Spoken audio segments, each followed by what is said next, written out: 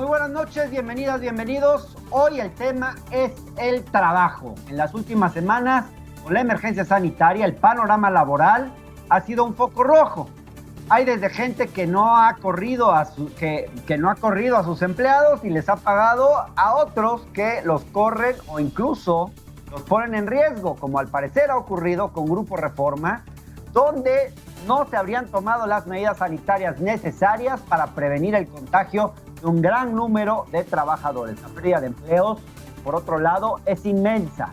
El INEGI ha expresado cifras desalentadoras en un momento en el que se prevé una crisis económica de dimensiones históricas.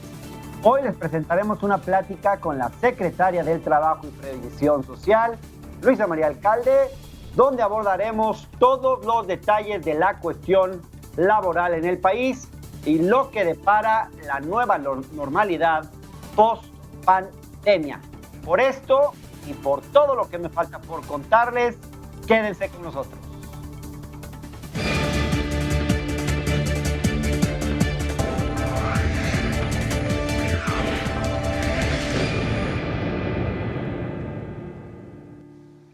Gracias por seguirnos. Ya saben ustedes que en este programa no odiamos a nadie, a casi nadie. Solo odiamos las noticias falsas, las fake news. Y les traemos a una persona que es adicto a ellas. Él no sería el mismo sin las fake news. Es más, podemos decir que su último trabajo lo ha conseguido gracias a las fake news. ¿Ya se imaginan quién es? Por supuesto que sí, el presidente de Estados Unidos, Donald Trump. Tenemos este video del viernes 5 de junio en un acto de campaña en el cual dijo lo siguiente. Opening borders right now. Tijuana is the most heavily infected place anywhere in the world as far as the plague is concerned. You know, the plague came in from China, unfortunately. Most heavily infected, or one of the most heavily infected, right along the border. But we built a wall. We have up to 200 miles now, more than 200 miles. El mandatario estadounidense no solo justificó el muro fronterizo con esa declaración, también aseguró que al final del año se tendrán 400 millas construidas, algo así como 650 kilómetros más o menos.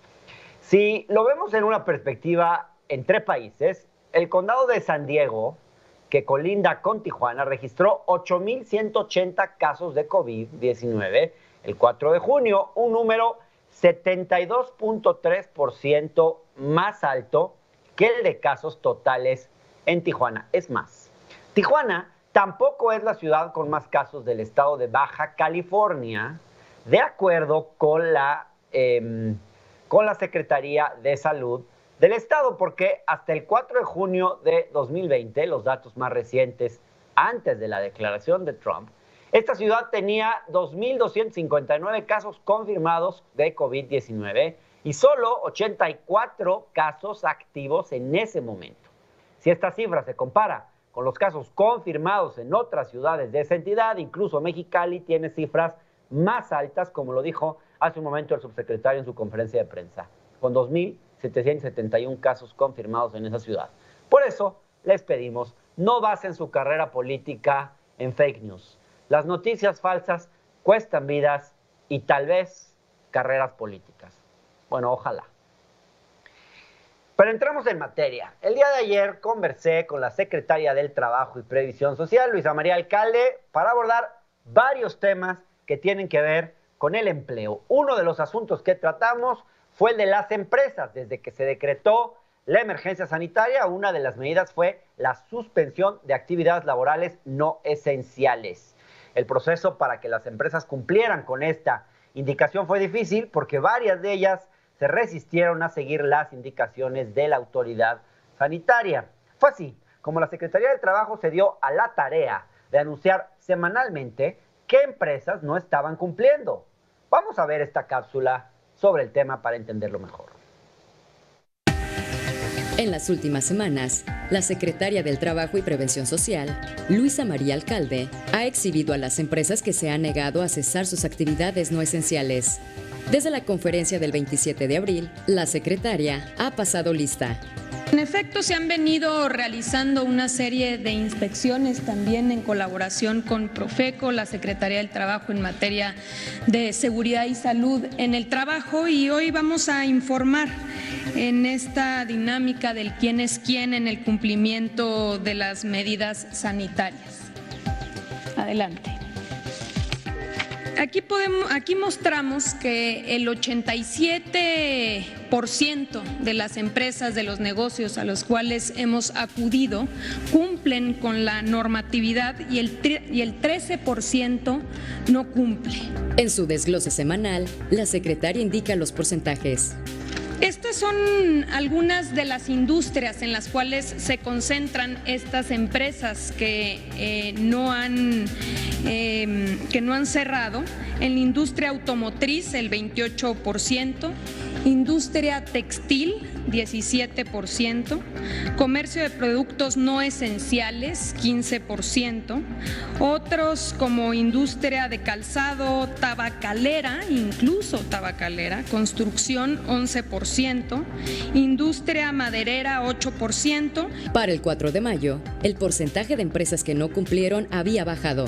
Para informar el día de hoy respecto a este ejercicio que hemos venido haciendo de quién es quién en el cumplimiento de las medidas sanitarias. La siguiente, por favor. Aquí podemos mostrarles esta gráfica. A diferencia de la semana pasada, donde traíamos 13% de empresas que a pesar del exhorto deciden no suspender sus labores, hoy ese porcentaje se reduce a 6%, el 94% de las empresas, negocios cumplen, el 6% insisten en no cumplir. La secretaria también ha sido muy específica en los nombres. Luego tenemos respecto a las empresas que se niegan e insisten en no cumplir con las medidas y detener sus actividades, tenemos a Grupo Electra en diferentes partes del país con más de 10,000 trabajadores. Es un centro de trabajo no esencial que se niega al cierre. Con la llegada de la nueva normalidad, el informe se ha transformado en un mecanismo para supervisar tanto el cierre de empresas consideradas no esenciales como la verificación de las medidas adecuadas en empresas de actividad esencial. Ahí lo tienen ustedes. Pareciera que con el paso del tiempo las empresas fueron cumpliendo poco a poco. Incluso en el último reporte de la Secretaría del Trabajo esta semana dice que las empresas que cumplieron llegaron ya al 95%. Pero ¿podemos confiar en este porcentaje tan elevado? Se lo planteé precisamente a la secretaria Luisa María Alcalde en esta entrevista que le hice ayer. Vamos a verla. Estamos aquí con la secretaria Luisa María Alcalde a sana distancia, que quede muy claro, para platicar sobre todo lo que está pasando en el mundo laboral en medio de esta pandemia. Lo primero que quisiera preguntarte y agradecerte mucho por esta plática es ¿qué tanto, en tu opinión, se han apegado las empresas a la lógica de la cuarentena?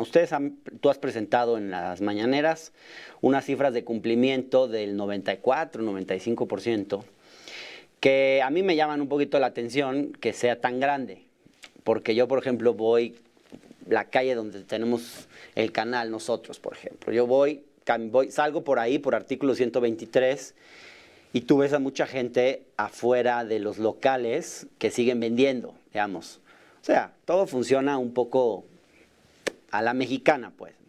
Y luego, eso en el nivel así, lo que sucede en la calle. Luego en las grandes empresas sabemos de muchas que han seguido trabajando. Esa cifra de 94-95%, ¿qué tanto podemos confiar en que ha sido así, digamos? Yo creo que sí. O sea, primero señalar que ese nivel de cumplimiento ha venido aumentando a través de las semanas. Cuando iniciamos, vamos a decir, a partir de inicios de abril, el cumplimiento era menor estábamos en un 13% de empresas que no cumplían. También un tema importante es que nosotros sobre todo nos enfocamos en empresas grandes y no siempre, pero en muchos casos en industrias relacionadas con el ámbito federal. Entonces, cuando iniciamos, el cumplimiento era menor, sobre todo porque había ciertas resistencias de algunas industrias en suspender las actividades. Eso fue cambiando con las semanas y llegamos a estabilizarnos más o menos a mediados de abril, finales de abril, ya en un cumplimiento más o menos del 95%. ¿Cómo crees que se logró un número tan alto de cumplimiento sin sanciones ni medidas coercitivas? ¿Cómo lo hicieron? Fíjate que es interesante, pero yo creo que tiene que ver con la responsabilidad en general de la población mexicana, no es específico de los empleadores, de la gente que decidió pues estar en sus casas, atender a las medidas. También de los grandes empresarios guiados básicamente por una lógica de lucro. La enorme mayoría sí, yo creo que por varias razones. Una, la responsabilidad que significa tener abiertos tus centros de trabajo y la posibilidad de que tus trabajadores pues se contagien y tengas brotes, ¿no? A cualquiera eso pues digamos, lo considera a la hora de estar, sobre todo cuando no hay un marco legal en el cual puedas operar. Pero yo creo que en general, como país, se ha venido demostrando esta estrategia conjunta en la cual no es a través del garrote, es a través del convencimiento y de la responsabilidad mutua y sobre todo de poder estar informando, el hecho de que se informe todos los días, que se vaya conociendo cómo van aumentando los contagios, cómo esta finalmente epidemia pues va llegando a todo el territorio nacional de manera más acelerada en algunos lados, menos acelerada en otros. Con los empresarios en particular, ¿tú has platicado para tratar de convencerlos? Por ejemplo, a mí me llama mucho la atención el caso de Electra. Por eso quisiera preguntarte, ¿fue una medida efectiva esto de salir a mostrar cuáles eran las empresas que incumplían con el cese de labores no esenciales? Por ejemplo, cuando ustedes sacaron la lista de empresas y salió el nombre de Electra, pues unos pocos días después, Electra, a final de cuentas, se comprometió con la Secretaría del Trabajo a cerrar en una semana sus 1,200 puntos de venta. Eso fue el haberlos exhibido en una mañanera, fue un trabajo de convencimiento, de hablar con ellos. ¿Cómo le hicieron? Yo creo que ambas, creo que ayuda, creo que esta es una herramienta importante, el dar a conocer a la ciudadanía quién cumple y quién no cumple. Se ve todos los lunes en el tema, por ejemplo, de Profeco, que va señalando los precios de los combustibles y eso va regulando el comportamiento y los propios precios. Nadie quiere pues que ser mencionado como una empresa no cumplidora, obviamente porque también eso pues repercute en los propios consumidores. Entonces yo creo que ayuda, creo que es importante también que la gente sepa que empresas pues respetan y protegen a sus trabajadores y eso ha ayudado en varios sentidos. Pero no es lo único, también el convencimiento y también la propia responsabilidad. Entonces sí creo que es una herramienta efectiva, creo que en varios casos nos ayudó a hacer mayor conciencia y, por ejemplo, en el caso de esta empresa, y no es la única, pues ayudó a sentar las bases de establecer qué se podía y qué no se podía hacer, porque recordemos que esto también trajo, pues digamos, al principio como ciertas dudas. Por ejemplo, en el caso de Electra y de Coppel, que ellos también tienen servicios financieros, cómo esta actividad que sí era considerada esencial podía operar, pero aisladamente de todo lo otro. Pero han sido muy mañosas esas grandes empresas porque tratan detrás de la idea de que algunas de sus actividades son esenciales, perdón, como los servicios financieros, intentan mantener abiertas sus tiendas por completo. Ese fue el problema. Entonces ahí el gran reto fue dividir, dejar claro qué se vale y qué no se vale y que lo que no podía seguir operando pues se suspendiera y sucedió. Con esas empresas, con sus representantes. Sí, estuvimos en contacto con los representantes de ambas empresas, te digo, no fueron las únicas, también mucho con la industria automotriz, que al principio pues había mayores resistencias. Sobre todo, fíjate, lo interesante es que nosotros hacemos inspecciones aleatorias, pero también producto de quejas y denuncias. Vámonos a un corte y de regreso seguimos hablando sobre el tema laboral y más de esta entrevista que hice a la secretaria del Trabajo. Ya volvemos.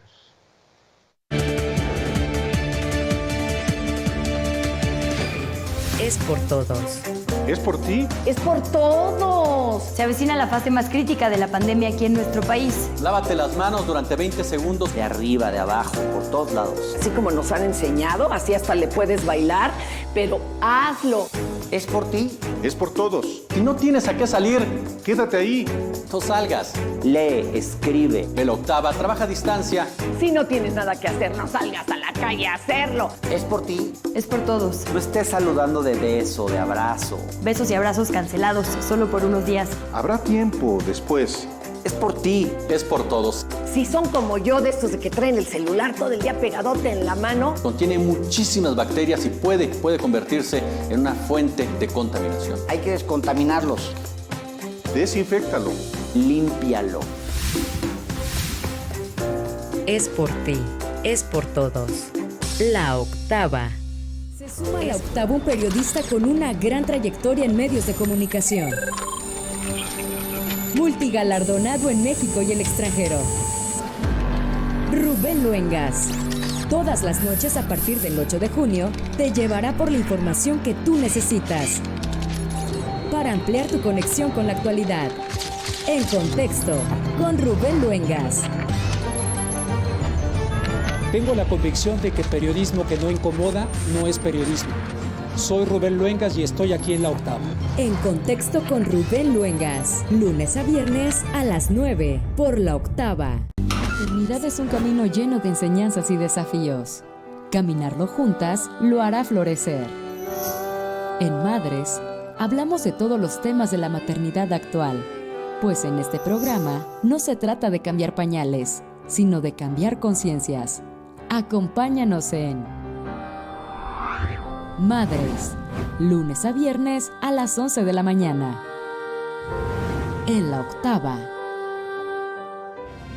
Acompáñenos a darle la vuelta a la cuadra, a la ciudad, a la nación e incluso al planeta completo de 1 a 3 en La Octava Noticias. Nos vemos de lunes a viernes para discutir todos los ángulos en nuestras glorietas, platicar con los medios invitados y ofrecerle el panorama que tiene que conocer a mediodía. De 1 a 3 con Luisa Cantú por La Octava.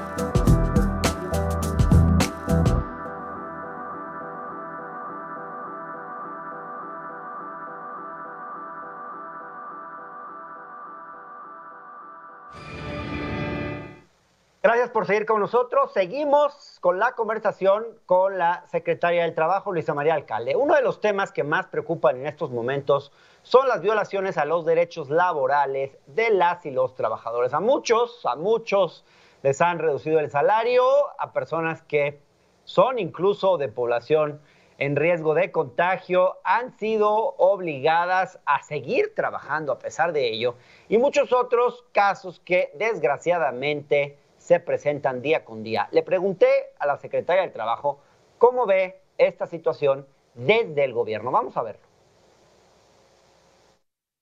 Claro.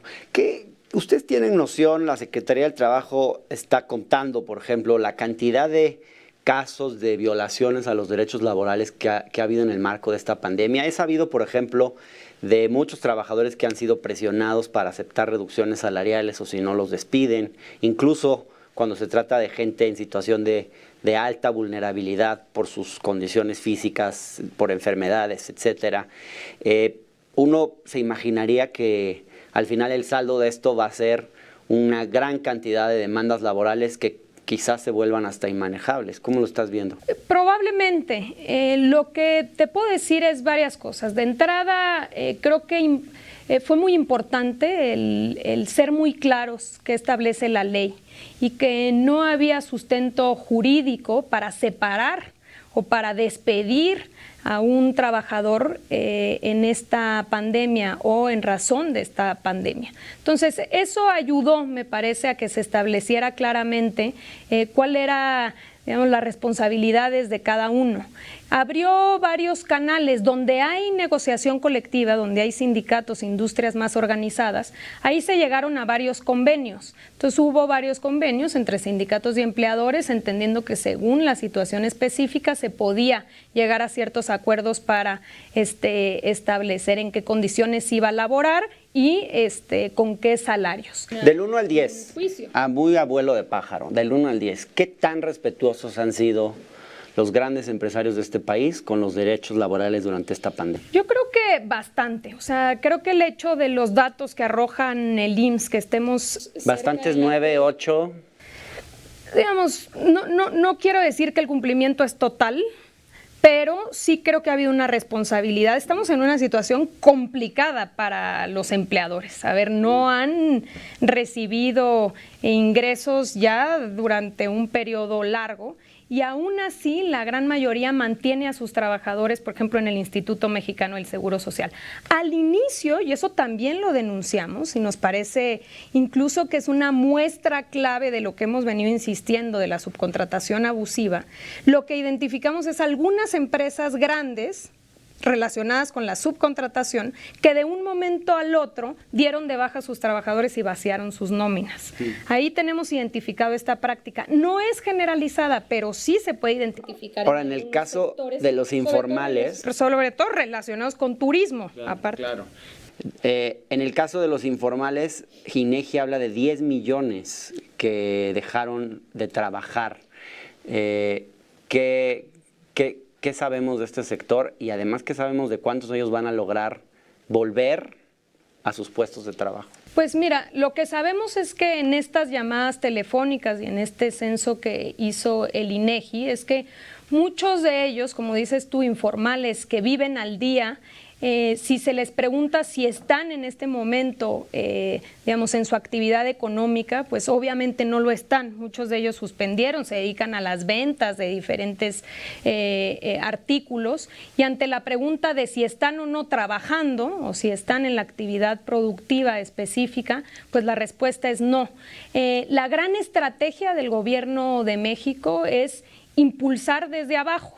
O sea, no creemos en esta estrategia de que hay que proteger a los de arriba para que pueda gotear y permear a los de abajo.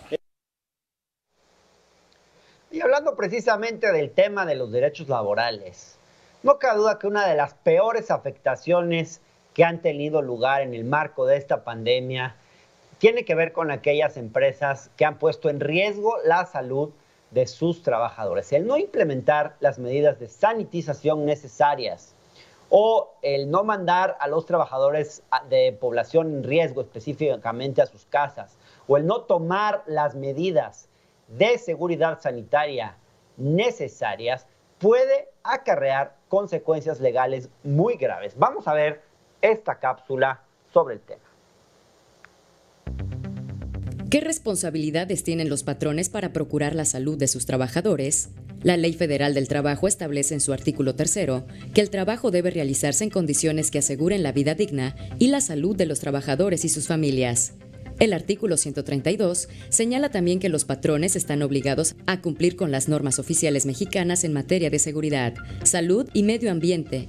Cuando el Consejo de Seguridad declaró la emergencia sanitaria, estableció una serie de medidas obligatorias para los centros de trabajo, tales como suspender las actividades laborales no esenciales, con respeto al sueldo íntegro de los trabajadores, y el resguardo obligatorio de la población de riesgo, tales como adultos mayores, mujeres embarazadas y personas con padecimientos cardiovasculares. La Secretaría del Trabajo también emitió una guía para evitar las afectaciones de la pandemia en las empresas. Entre ellas se contempla mantener la limpieza permanente del centro de trabajo, proveer a los trabajadores productos sanitarios como gel antibacterial y cubrebocas, establecer filtros de ingreso al centro de trabajo y detener las actividades no esenciales. La Secretaría puede llevar a cabo inspecciones para verificar que se cumplan con estas medidas. En caso de no hacerlo, la dependencia puede establecer multas. Las sanciones incluso pueden trasladarse al ámbito penal. El artículo 27 bis del Código Penal para el Distrito Federal establece que las empresas pueden ser responsables penalmente de los delitos contemplados en el Código, al no cumplir con las disposiciones del Consejo de Salubridad y la Secretaría de Trabajo. Estas podrían ser responsables de delitos que van desde peligro de contagio hasta homicidio. Las penas pueden ir de la prohibición de realizar algunos negocios, la reparación del daño, hasta la propia disolución del centro de trabajo. Precisamente le pregunté a la secretaria del Trabajo sobre el caso de Grupo Reforma, donde, al igual que otras empresas, el no haber aplicado las medidas de prevención necesarias podría haber causado decenas de contagios por COVID y, desgraciadamente, el fallecimiento de una persona, algo que el periódico Reforma ha querido ocultar, sobre lo cual, por cierto, escribí en mi columna de ayer en el Heraldo. Pero vamos a ver lo que hablé con la secretaria del Trabajo sobre este tema. Secretaria, hay otro tema que me gustaría preguntarte. Las empresas tienen una obligación de proteger la salud de sus trabajadores. Así es. De no poner en riesgo. Incluso es una responsabilidad legal, según entiendo. Así es. No sé si estés al tanto del caso de Reforma, pero yo recabé testimonios de varios trabajadores de Grupo Reforma.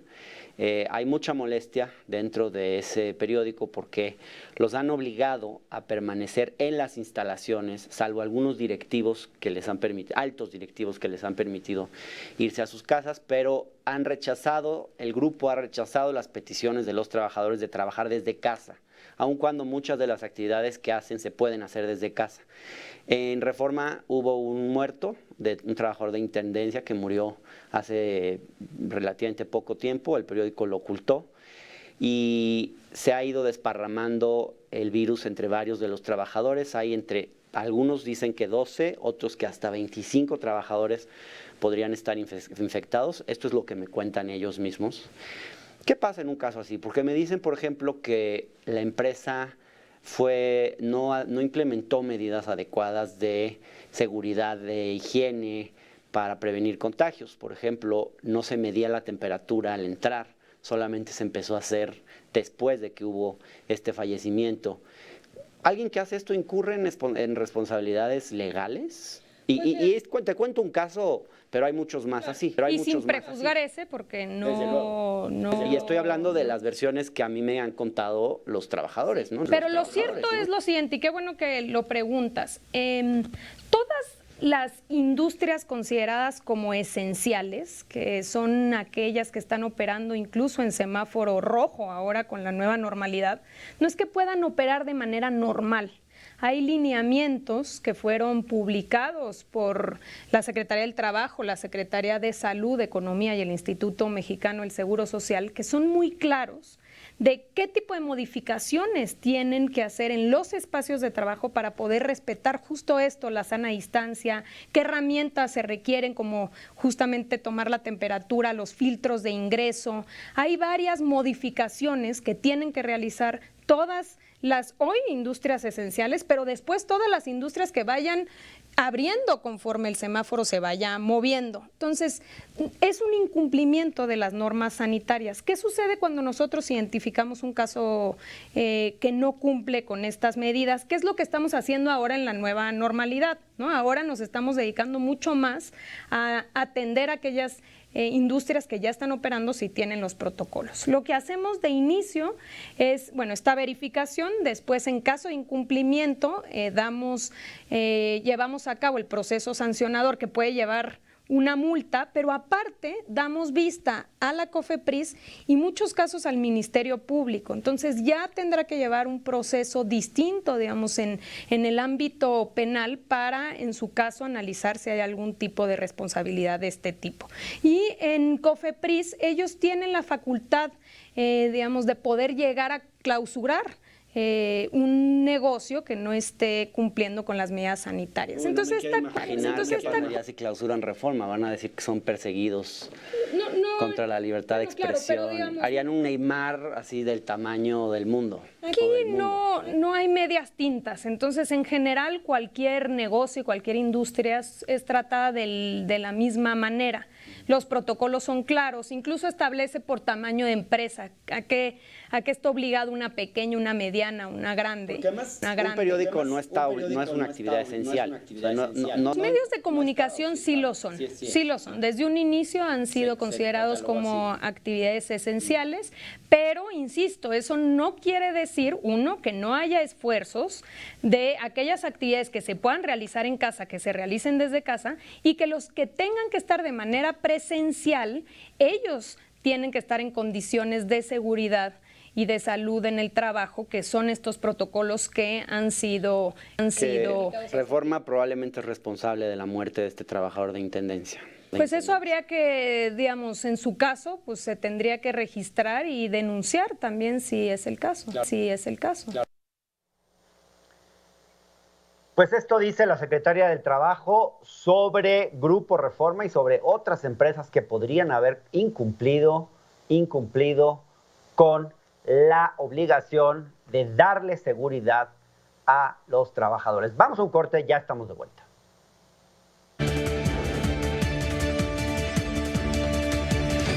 Es por todos. ¿Es por ti? Es por todos. Se avecina la fase más crítica de la pandemia aquí en nuestro país. Lávate las manos durante 20 segundos. De arriba, de abajo, por todos lados. Así como nos han enseñado, así hasta le puedes bailar, pero hazlo. Es por ti. Es por todos. Si no tienes a qué salir, Quédate ahí. no salgas. Lee, escribe. Ve la octava, trabaja a distancia.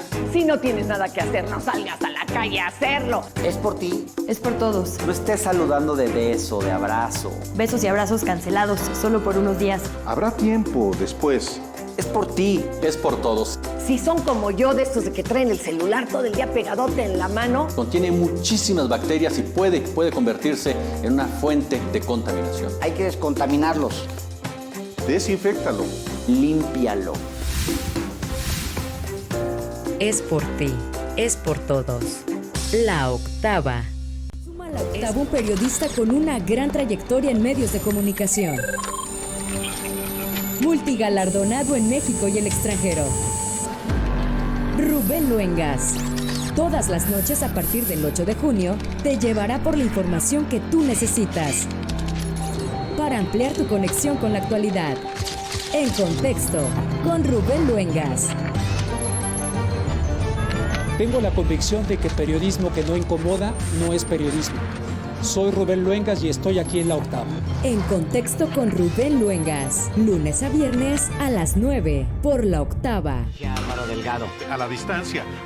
Usted no tome distancia de nosotros. Escúchenos a diario de 6 a 8 de la noche aquí Los Periodistas con información y análisis de asuntos que a usted le conciernen. Así es, todo lo que está sucediendo en México y el mundo lo estamos analizando aquí a diario, 2 horas continuas de análisis sobre lo que está pasando con la economía. ¿Qué está pasando con la economía? Pues lo estamos explicando aquí. Con la política. Con la política, con el coronavirus. Con la salud. Aquí no se oculta nada. Los Periodistas, de lunes a viernes a las 6 de la tarde, en La Octava.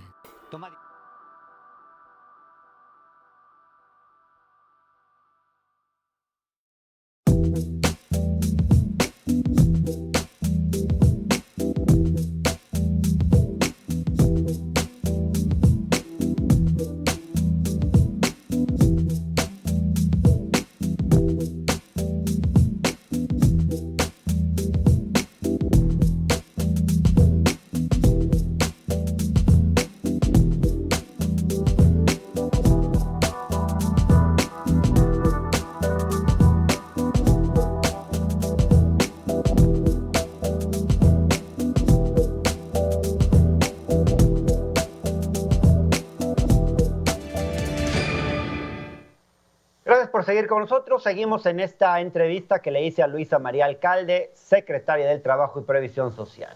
A pesar del tamaño de la crisis económica, este gobierno ha impulsado una serie de programas sociales que buscan priorizar a las personas que enfrentan mayores carencias. ¿Cuáles son estos programas? Vamos a ver esta cápsula porque son muchos más de los que a veces se cree.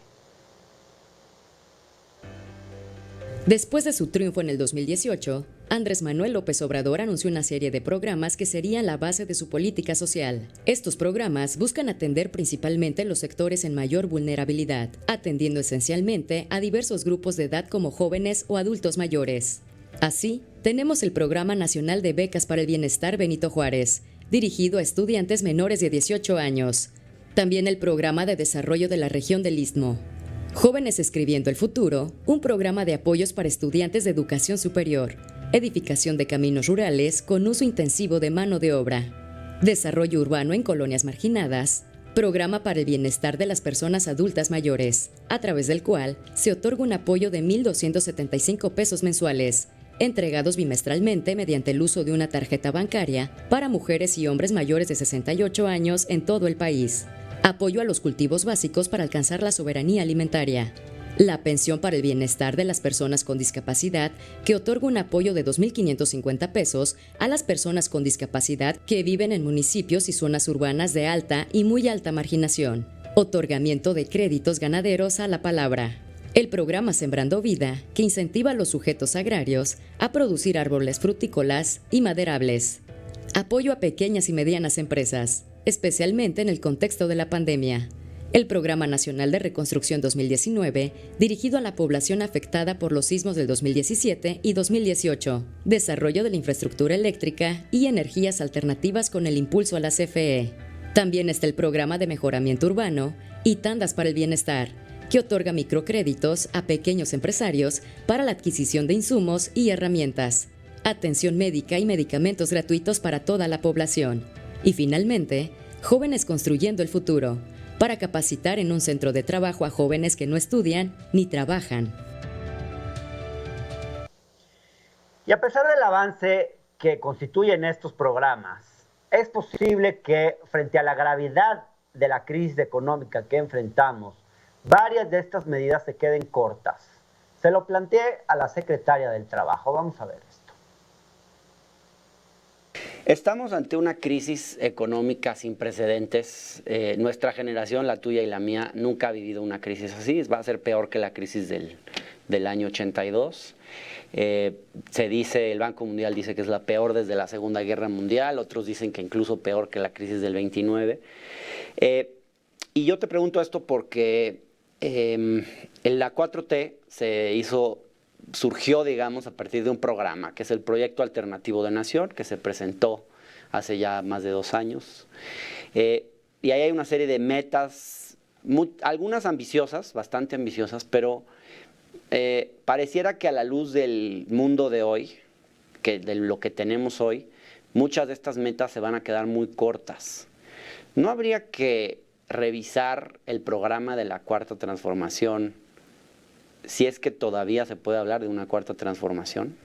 Porque en un contexto así no es tan sencillo. Fíjate, Hernán, que yo considero justamente lo contrario. Creo que ahora es más vigente que nunca el proyecto de la Cuarta Transformación, en muchos sentidos.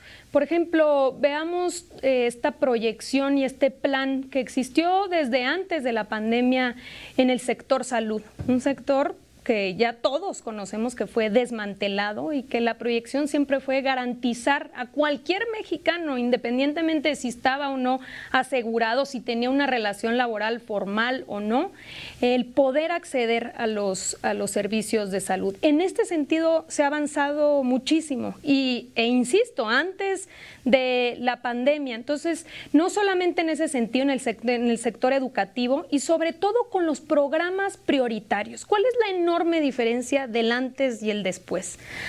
Antes, los programas sociales eran concebidos como un Estado que gestionaba oportunidades. Entonces, dependiendo de las circunstancias, tú sí, tú no, muchas de ellas hasta manipuladas en lo electoral. Y hoy es un cambio de visión totalmente, diferente. Claro, o sea, podríamos adivinar que se necesitan esos programas más que nunca. ¿Claro? Pero mi pregunta va por este lado. Las metas, ¿no habría que revisarlas hacia el alza de una manera muy ambiciosa? O sea, la cantidad de programas sociales que se planteó este gobierno hoy parecen muy limitados en sus metas si uno analiza cómo van a caer las cifras, por ejemplo, cómo van a aumentar el número de pobres en este país. No sé, o sea, ustedes han hablado de crear 2 millones de empleos, pero el INEGI está hablando de que se están perdiendo 12. Bueno, pero no que se están perdiendo empleos, que dejaron de trabajar en el momento en el que se les preguntó, porque se suspendieron todas las actividades productivas que no son esenciales. Claro, pero por ejemplo, Jóvenes Construyendo el Futuro, gran programa que tiene una meta bastante ambiciosa, no debería, por ejemplo, revisar sus metas de una manera al alza, pero duplicar o triplicar el número de beneficiarios, por ejemplo. Sí, y posiblemente lo haremos, es decir, pero por eso, un poco para redondear la idea, considero de entrada que los programas prioritarios hoy tienen que intensificarse y se están intensificando. Entonces, cuando hablamos de los programas prioritarios, para darnos una idea, no estamos hablando, como te digo, de oportunidades de unos sí y unos no. Es esta visión de garantizar derechos. Entonces, es el derecho que tengan todos los adultos mayores, todas las personas con discapacidad, sobre todo niñas y niños. Cuando hablamos, por ejemplo, de jóvenes construyendo el futuro, bueno, hoy más que nunca, Jóvenes Construyendo el Futuro es una herramienta para poder apoyar a todos aquellos jóvenes que durante este proceso han perdido su empleo. Sembrando vida, ¿no? Entonces, todo lo que significa el construir esos empleos en el campo, porque el campo se olvidó, pero Sembrando Vida está generando cerca de 400,000 empleos de 2019 a 2020. Déjame plantear la siguiente pregunta. Déjame cerrar la idea de los programas sociales. Vale. Bueno, entonces, como te decía, los programas sociales no es exclusivamente una transferencia de dinero, no, es incorporar a la población en actividades productivas. Cuando hablamos de Jóvenes Construyendo el Futuro, estamos hablando de incorporarlos a empresas para que a la vez que se capacitan, trabajen. Cuando hablamos de Sembrando Vida, estamos hablando de 400,000 mujeres y hombres de familias campesinas que lo que están haciendo es sembrar árboles frutables, maderables, también granos, para poder posteriormente vivir de eso. Cuando estamos hablando de la escuela es nuestra, es transferencias a los comités de familias para que ellos con esa transferencia y designando a un administrador puedan generar empleo en su comunidad, porque ¿qué hacen con esos recursos para mejorar su infraestructura? Pues contratan a los albañiles, a los maestros de obra, el material de sus propias comunidades y eso genera empleos, eso fortalece las economías. Entonces, creo que es muy importante ver esta relación, porque no es únicamente una transferencia que ya en sí mismo, por supuesto que es una ayuda para muchísimos, pero no solo eso, es incorporar las actividades productivas que en sí mismo generen bienestar con, a largo plazo en las comunidades. ¿Qué estamos planteando para esta época del COVID y por qué decimos que se están intensificando los programas prioritarios? Y en ese sentido que se va a impulsar la economía, con específico énfasis en estos meses. Antes del COVID se estaban apoyando a 55% de las familias en México. Ahora la estrategia es lograr apoyar al 70% de las familias en México. Estamos hablando desde las clases más bajas, o sea, los pueblos más alejados, la gente más pobre, hasta las clases medias. Y también con un beneficio que se verá hacia arriba, piramidal, porque el hecho de que en las comunidades estén recibiendo estos recursos y en su momento en actividades productivas, lo que genera es la posibilidad de consumo. Todos conocemos eso. Pero déjame volver al tema del empleo, porque me parece que para ustedes en este momento se viene un dilema importante. Se van a necesitar evitar la pérdida de millones de empleos, no de miles, no de cientos de miles de millones, y crear nuevos empleos también. Y por otro lado, la 4T tiene una agenda muy importante de ampliación de los derechos laborales, de respeto a las libertades sindicales, etcétera, etcétera. ¿Cómo concilias estas dos cuestiones? Porque, por ejemplo, algún empresario te podría decir, no es momento de modificar la forma en que se da el outsourcing, porque a través del outsourcing podemos contratar a muchos más trabajadores. Y otro empresario te podría decir, no es momento de avanzar en la reforma laboral en este y en este otro aspecto, porque eso va a detener la velocidad de la creación de empleos. No sé si sus argumentos sean ciertos o no, pero a la hora de la verdad, esto se puede traducir en decisiones de invertir o no en México, de que una empresa internacional incluso que tenga que hacer una inversión en México decida hacerla, por ejemplo, en Guatemala, donde los derechos laborales no se respetan. ¿Qué piensan hacer frente a esto? Que yo considero que al contrario, fortalece la agenda. Yo creo que para los propios empleadores y para quien quiere invertir en México, lo que quiere es estabilidad en las relaciones laborales, lo que quiere es Estado de Derecho. Eso es lo que quiere. Y el hecho de seguir pugnando por la libertad y la democracia sindical y tener un sistema de justicia mucho más independiente y más expedito, hablando específicamente de la parte laboral, eso promueve la inversión y promueve la estabilidad en el caso de los empleadores. Lo mismo sucede con el caso de la subcontratación abusiva. Muchísimas empresas te dirían que este tipo de actividades lo que han venido a hacer es incluso hacer como una especie de competencia desleal para muchos sectores que sí cumplen y que respetan los derechos laborales. Y que ha habido algunos actores que se dejaron, que dejaron operar durante administraciones anteriores, que abarcaron cierto mercado, pero en condiciones de no solamente de prácticamente defraudación del trabajador, sino también del SAT y también de los institutos de seguridad social. Entonces yo creo que van de la mano. Por un lado está la estrategia de reactivación económica, generar 2 millones de empleos de abril a diciembre, que está relacionado con los programas prioritarios y de infraestructura. Está el tema de los casi 4 millones de créditos para apoyar a los micro y pequeños empresarios y también a los trabajadores, intensificar los programas del bienestar, de manera paralela seguir impulsando la agenda de libertad y de democracia en muchos ámbitos, pero sobre todo en materia laboral. ¿La reforma laboral sigue? La reforma laboral sigue su ritmo. ¿O va a modificar sus plazos? Qué bueno que me preguntas. Sigue su ritmo, recordemos. La reforma sindical más bien, ¿no? Pues no solamente es sindical, es sindical, pero también acuérdate que tiene que ver con el modelo de justicia.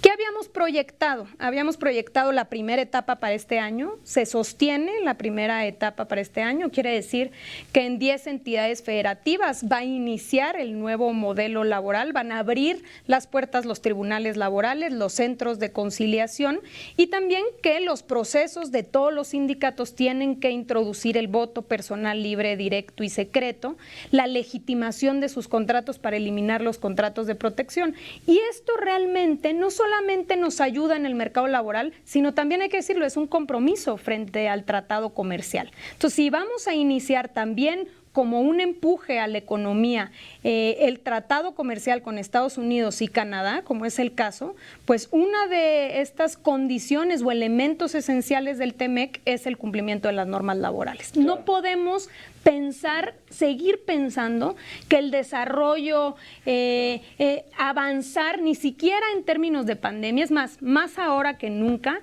es seguir violando los derechos del que nuestra competitividad a nivel internacional es ser un país precario de bajos salarios, donde todo se incumple. Al contrario, es lo que nos ayuda a reflexionar una situación como esta, es el mercado laboral tan precario que se ha mantenido y estas relaciones que no han logrado poder tener ciertas organizaciones colectivas para ser más equitativas. Bien.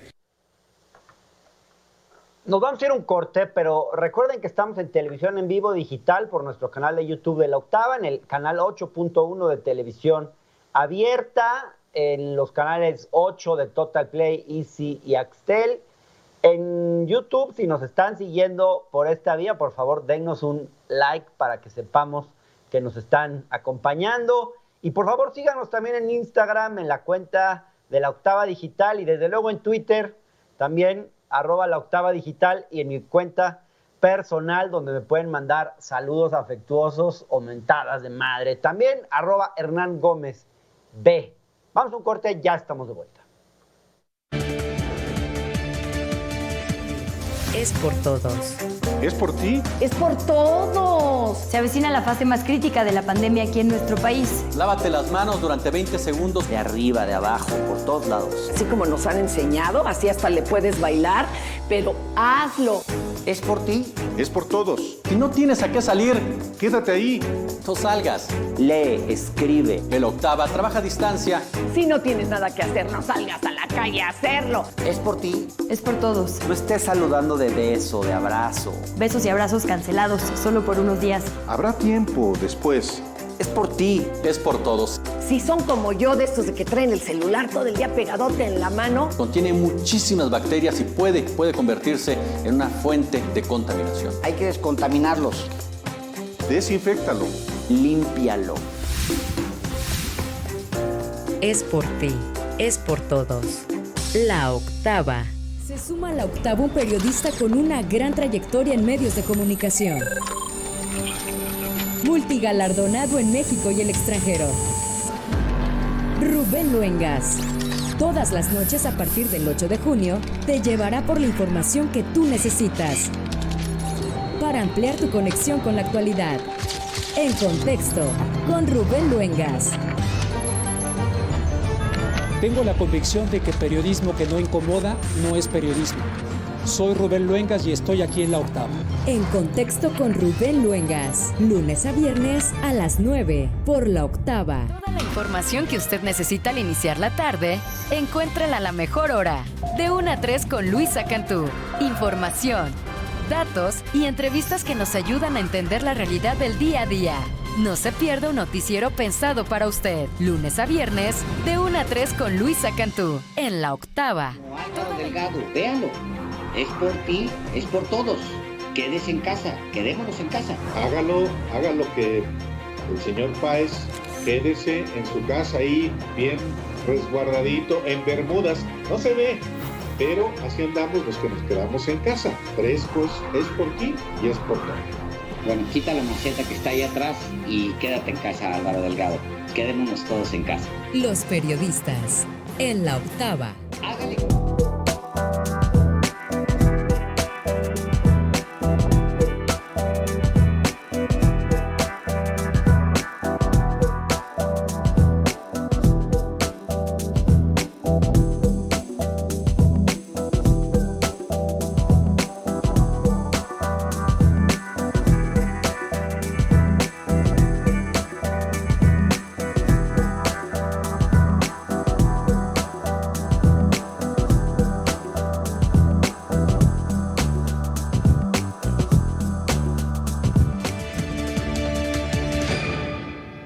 Gracias, estamos de vuelta en La Octava, en esta conversación que tuve con la secretaria del Trabajo, Luisa María Alcalde. Uno de los temas fundamentales que tratamos tiene que ver con el regreso a esto que se ha llamado la nueva normalidad y el plan que ha diseñado el gobierno para llevar a cabo el regreso paulatino a nuestras actividades productivas, educativas, etcétera. Le pregunté a la secretaria cómo en medio de este proceso se puede evitar la presión de las empresas por querer regresar ya a sus actividades. Vamos a ver este segmento final de la entrevista con Luisa María Alcalde. Ahora, ¿qué sigue en las próximas semanas? Hay un plan para ir volviendo a la normalidad. Al mismo tiempo hay una gran presión para que la economía vuelva a funcionar. Hay una presión, creo que también política, para que eso pase. ¿Cómo evitar que las empresas no se empiecen a adelantar a los plazos, que empiecen a forzar a los trabajadores a regresar? ¿Cuál sería en ese sentido tu mensaje hacia los trabajadores y hacia las empresas? Yo creo que hay que buscar ese equilibrio, ese punto de equilibrio que es lo que hemos mantenido y hemos hecho desde toda la estrategia. Liderados por los técnicos, por los científicos, porque lo más importante es la salud.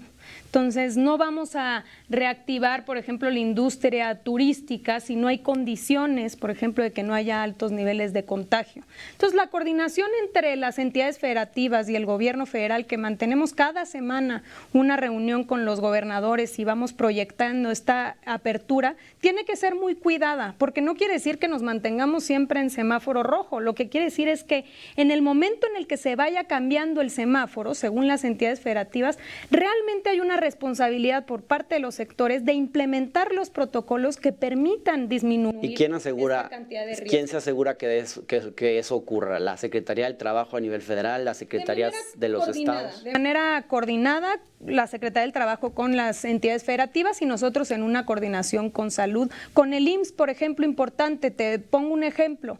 Ahora en esta coordinación el IMSS nos da números respecto a aquellas empresas donde ha aumentado el nivel de incapacidades. Entonces nos permite a nosotros tener elementos para llegar al lugar, identificar qué está sucediendo y por qué hay un incremento en incapacidades. ¿Está habiendo más contagios? ¿Ha habido un brote? ¿Qué se está haciendo y qué no se está haciendo? En ese sentido, ir ordenando que, claro, vayamos poco a poco en la reactivación económica, pero siempre cumpliendo y priorizando mucho la salud. Bien, ¿algo más que quisieras decir? Pues quizá seguir invitando a todos los jóvenes, que yo sé que te escuchan muchos chavos, así que aprovechar el viaje para decir que el programa de Jóvenes Construyendo el Futuro está abierto, que tenemos toda la intención, como en todos los otros programas, de seguir incorporando, en este caso a jóvenes de 18 a 29 años que no estén estudiando y no estén trabajando. Ahorita les decíamos a ustedes que si van a recibir aprendizajes. En la octava, claro. Entonces, es un momento importante. El sector de jóvenes es el que ha sido más golpeado en el desempleo y creemos que estas herramientas les permiten garantizar que van a obtener una beca, un salario que es igual a un salario mínimo, seguridad social y también que puedan tener experiencia laboral. Hay que ir de manera muy coordinada y decir que la Secretaría del Trabajo está pues abierta a poder seguir atendiendo todas estas problemáticas que sin lugar a dudas pues a todos nos ha puesto a prueba. Y creo, y de verdad te lo digo, no solo en general la ciudadanía, los empleadores y los trabajadores hemos dado muestra de solidaridad y de respeto y de compromiso colectivo.